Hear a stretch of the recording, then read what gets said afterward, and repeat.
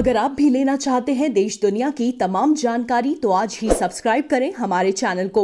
साथ ही नीचे दिए बेल आइकन को जरूर दबाएं ताकि हर अपडेट आप तक पहुंच सके। नमस्कार प्रवास अक्षर न्यूज नेटवर्क पर आप सभी का स्वागत है। 10वीं और 12वीं की सीबीएसई बोर्ड की परीक्षा की तैयारी कर रहे छात्रों के लिए एक अहम जानकारी यह है कि बोर्ड परीक्षाओं की तिथि आ गई है। खुद शिक्षा मंत्री रमेश पोखरियाल निशंक ने इन तिथियों का ऐलान किया।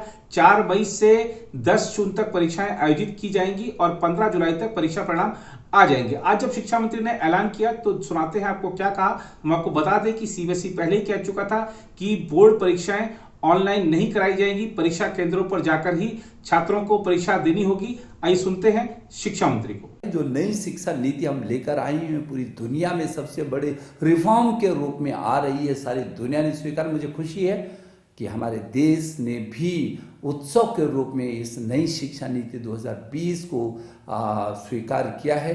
मैं समझता हूं कि आपके मन में ज़रूर है कि कब ये परीक्षा, हमने पहले भी कहा था जब पहले के संवाद में कि हाँ फरवरी तक आपकी कोई परीक्षा नहीं होगी, क्योंकि आपकी अनिश्चितता से बनी है। जनवरी और फरवरी, जनवरी आ गया और पहले जनवरी फरवरी में प्रैक्टिकल भी शुरू हो जाते थे, परीक्षाएं शुरू हो जाती थी, तो मार्च तक वो पूरी होती थी।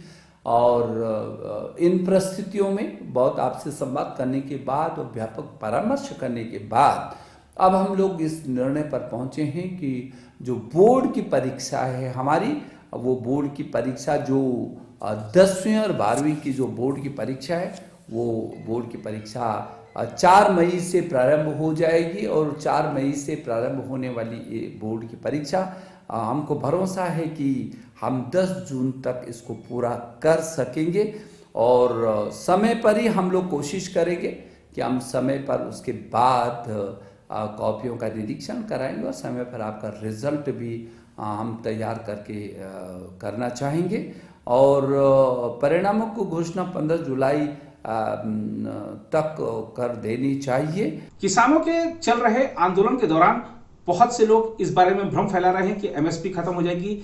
हरियाणा के मुख्यमंत्री को सुनाते हैं आपको, वो कह रहे हैं कि एमएसपी से यदि छेड़छाड़ हुई तो मैं राजनीति छोड़ दूंगा। आइए देखते हैं क्या कह रहे हैं मनोहर लाल खट्टर। पिछले वर्ष में लगभग 550 करोड़ रुपए का घाटा हुआ था। इस बार वो बढ़ करके, क्योंकि बाजरे की प्रोडक्शन भी ज़्यादा हुई और इस बार बाजरे का रेट जो कि पड़ोस के राजस्थान प्रांत में 1200-1300 रुपया क्विंटल बिका, हमारे यहाँ 21.5 रुपया क्विंटल बिक रहा था। तो 2 बातें और हुई जिसमें से बाजरा ज़्यादा मंडियों में आया। एक, लोगों ने अपने खाने के लिए लगभग 20-25% बाजरा जो रखते थे वो उन्होंने नहीं रखा। स्वाभाविक है कि 2200 में 2100 में बेचेंगे और खाने के लिए सस्ता लाना पड़ेगा तो पड़ोस में से राजस्थान से ले आएंगे, ऐसा हमको जानकारियां मिली हैं। पहले वो रखते थे, इस बार किसी ने अपना वो बाजरा रखा नहीं। दूसरा, हमारे ना चाहते हुए भी कहीं ना कहीं स्मगलिंग बाजरे की राजस्थान से भी होती रही है और उसकी हम जरूर छानबीन करेंगे कि ऐसी जो काम करने वाले कोई व्यापारी होंगे या कोई और व्यक्ति होंगे तो उन्होंने ऐसा किया है तो वो ना कर पाए आगे, इसके लिए कोई ना कोई चेक जरूर लगाएंगे। क्योंकि यही बाजरा हमको फिर बाद में चाहे वो पोल्ट्री फार्म्स को चाहे मंडियों में सस्ता बेचना पड़ता, तो घाटा हरियाणा स्टेट अपने किसान के लिए तो घाटा खा सकती है। हरियाणा स्टेट का किसान हमारे लिए, हमारी जिम्मेवारी उनकी है। बाकी प्रदेशों का योजना उनको अपने आप बनानी चाहिए। तो ऐसी योजना पंजाब को भी बनानी चाहिए, ऐसी योजना राजस्थान को भी बनानी चाहिए। बाकी सब जगह भी जो फसलें वहाँ बोई जाती हैं उसके ऊपर एमएसपी पर वो खरीदें। हमने तय किया है, वादा किया है, दृढ़ निश्चय भी बताया है कि हरियाणा में एमएसपी को कभी खत्म नहीं होने देंगे। मैंने तो यहाँ तक घोषणा की है कि एमएसपी को खत्म करने की किसी ने कोशिश की तो मनोहर लाल राजनीति छोड़ देगा। तो इतने दृढ़ संकल्प के बाद भी कोई शंका किसी को होनी नहीं चाहिए।